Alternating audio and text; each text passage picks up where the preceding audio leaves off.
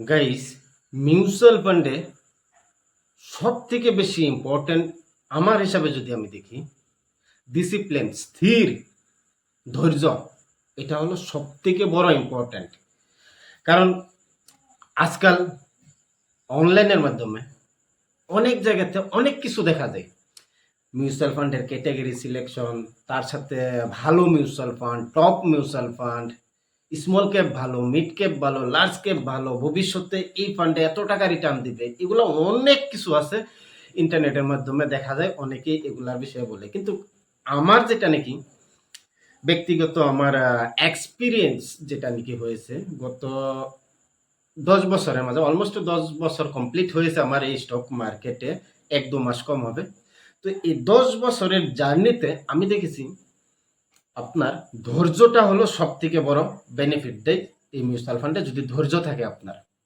আমি শুরু করেছিলাম স্টক মার্কেটের বিজনেস অ্যাক্সিস ডিম্যাট অ্যাকাউন্ট থেকে। আর সে সময় আমি অ্যাক্সিস মিউচুয়াল ফান্ডে ইনভেস্ট করেছিলাম। সর্বপ্রথম ফান্ড ছিল আমার, দুটা ফান্ড ছিল, একটা হলো অ্যাক্সিস ফোকাস 25, আরেকটা অ্যাক্সিস মাল্টি ক্যাপ ইয়া মিড ক্যাপ ছিল, আমার মনে নাই বর্তমান, দেখতে লাগবে। তো সেই জায়গার থেকে আজকের দিন পর্যন্ত আমার মিউচুয়াল ফান্ডে অটোমেটিক ইনভেস্টমেন্ট হয়ে যাচ্ছে। কিন্তু একটা সময় পর আমি অ্যাক্সিস মিউচুয়াল ফান্ডগুলো ক্লোজ করে দিই, করে সেই জায়গার থেকে কিছু টাকা আমি অন্য জায়গাতে ইনভেস্ট করেছি, গোল্ডে করেছি, সিলভারে করেছি। তারপর 2022-23-এর দিকে কিছু টাকা আমি মিউচুয়াল ফান্ড থেকে উইথড্র করে রিয়েল এস্টেটে লাগিয়েছি, জমি নিয়েছি 2-3 জায়গায় ঘরের আশেপাশে।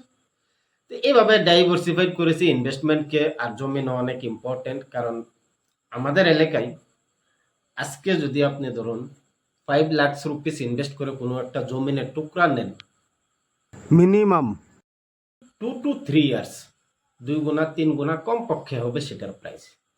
এই জন্য কিছু টাকা এই জায়গার থেকে সেই জায়গার দেওয়াও ইম্পর্টেন্ট। তো এর ফলে অনেকগুলা মিউচুয়াল ফান্ড থেকে আমি টাকা কিন্তু উইথড্র করে সেগুলাতে শিফট করে দিচ্ছি। তারপরেও যেগুলা ইনভেস্টমেন্ট বর্তমান সময় লেখা আছে, আমি দেখেছি সব থেকে ভালো রিটার্ন দিয়েছে যেই ফান্ডে আমি শেয়ার ছাড় করি নাই, উইথড্র করি নাই, এসআইপি মিস করি নাই, ভালোভাবে ইনভেস্টমেন্ট চালিয়ে গিয়েছি, সেগুলাতে ভালো রিটার্ন আসছে। আচ্ছা যাক, এগুলাকে সাইডে রাখি। এখন যদি আপনি আমার এই যে একটা পোর্টফোলিও দেখেন, এই জায়গায় দেখুন, গ্রোথ একটা পোর্টফোলিও আমার। তো এই পোর্টফোলিওতে আজকেও 12,000 ইনভেস্ট হয়েছে। এই ইনভেস্টমেন্টটা অ্যাকচুয়ালি ছিল 2 দিন আগে, আগের ছিল। তো 2 দিন আগে স্যাটারডে ছিল, সেই কারণে পেন্ডিং এ ছিল, আজকে ক্লিয়ার হয়েছে। বন্ধন স্মল ক্যাপে 6,000 এসআইপি গিয়েছে, নিপন ইন্ডিয়া স্মল ক্যাপে 6,000 এসআইপি গিয়েছে।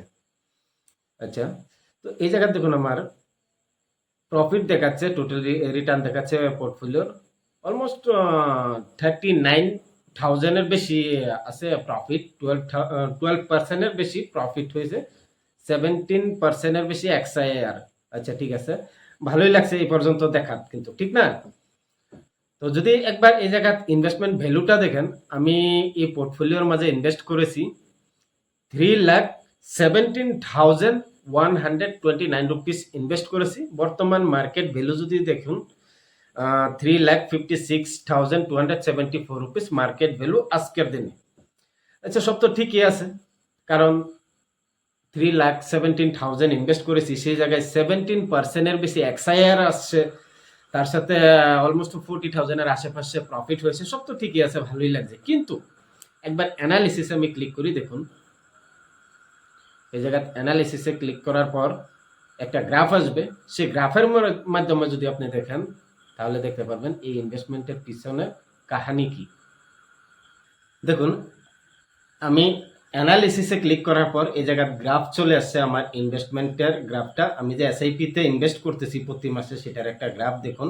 প্রতি মাসে আমার এসআইপি যাচ্ছে, নিচে যে ব্ল্যাক ডট ডট ডট, এটা হচ্ছে আমার ইনভেস্টমেন্টের গ্রাফ। আর উপরে যেটা নাকি ব্লু কালার, এটা হচ্ছে রিটার্ন, আমার পোর্টফোলিওর উপরে কিরকম রিটার্ন আসছে, প্রফিট আসছে, সেটার গ্রাফ।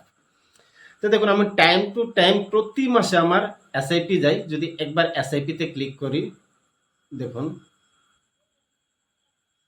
এই জায়গাতে আমার প্রতি মাসে 28,000 রুপিস প্রতি মাসে এই অ্যাকাউন্ট থেকে ইনভেস্টমেন্ট হচ্ছে।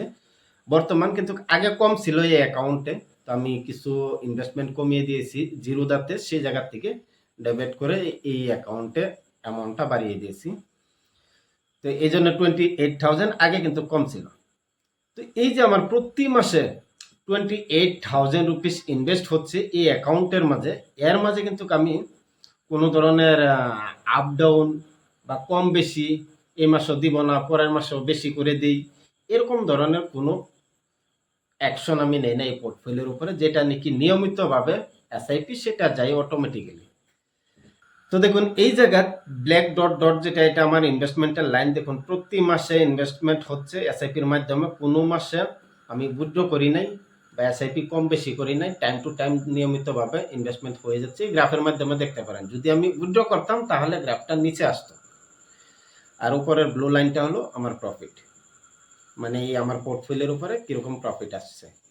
তো এই জায়গায় দেখুন লাস্ট ইয়ার 2024-এর 15 ডিসেম্বরে আমার পোর্টফোলিওতে দেখুন উপরে দেখাচ্ছে 43,947 রুপিস, মানে কয়েক টাকা কম 44,000 রুপিস প্রফিট ছিল আমার এই পোর্টফোলিওর উপরে লাস্ট ডিসেম্বরে 2024-এর। তারপর আমার তো নিয়মিতভাবে এসআইপি যাচ্ছে, ইনভেস্টমেন্ট হয়ে যাচ্ছে, কিন্তু দু মাস পর যদি এই জায়গায় দেখুন, আমি দেখাচ্ছি 1 মার্চ 2025, মার্চ মাসের 1 তারিখে 3,100 রুপিস আমার লোকসান হয়ে গেছে এই পোর্টফোলিওতে।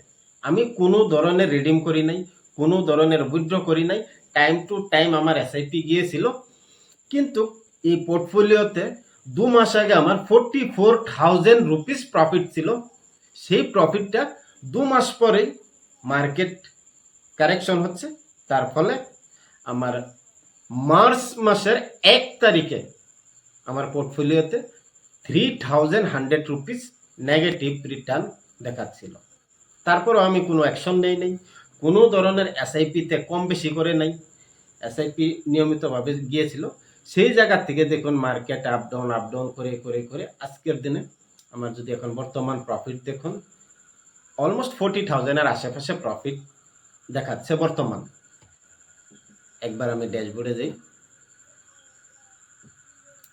এই জায়গা দেখুন 39,145 রুপিস প্রফিট দেখাচ্ছে বর্তমান, কিন্তু এর চেয়ে বেশি প্রফিট ছিল আমার লাস্ট ইয়ারের ডিসেম্বরে 2024-এর। এই যে ইনভেস্টমেন্ট করে আসছে আমি 24-এর ডিসেম্বর থেকে আজকের দিন পর্যন্ত, প্রায় 9 মান্থ হয়ে গেছে, 9 মাসের মতো হয়ে গেছে। তো এই 9 মাসের মাঝে আমার পোর্টফোলিওতে কোনো ধরনের এক্সট্রা রিটার্ন আসে নাই।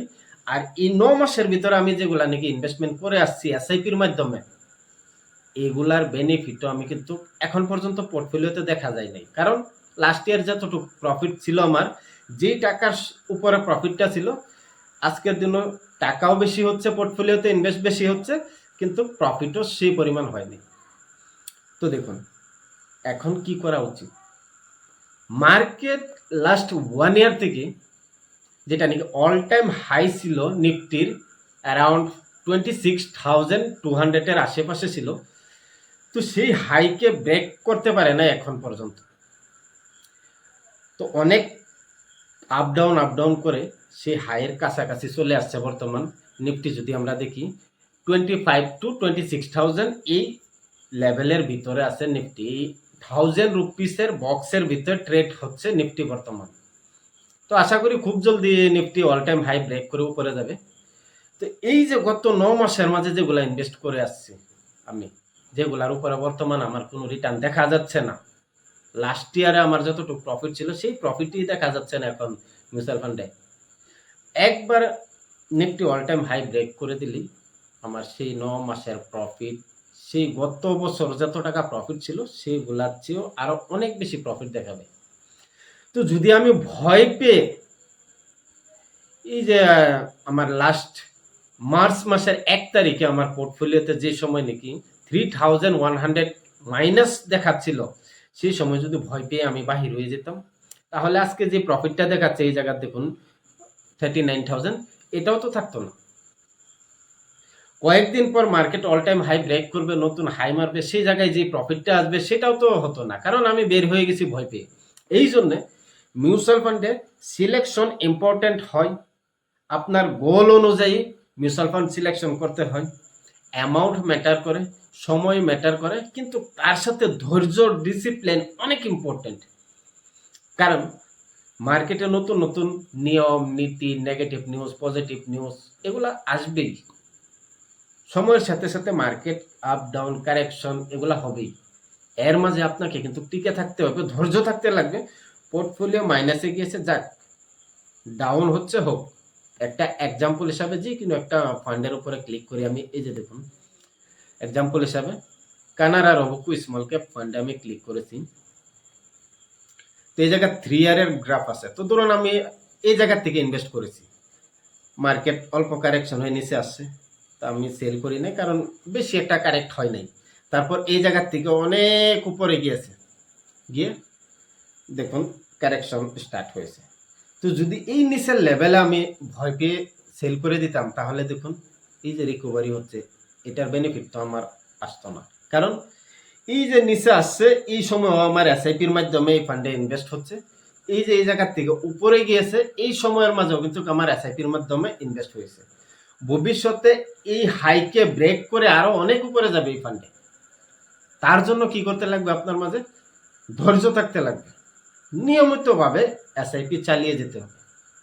তো আশা করি মিউচুয়াল ফান্ডের ক্ষেত্রে ধৈর্য কতটুক ইম্পর্টেন্ট, ডিসিপ্লিন কতটুক ইম্পর্টেন্ট বুঝে গেছেন।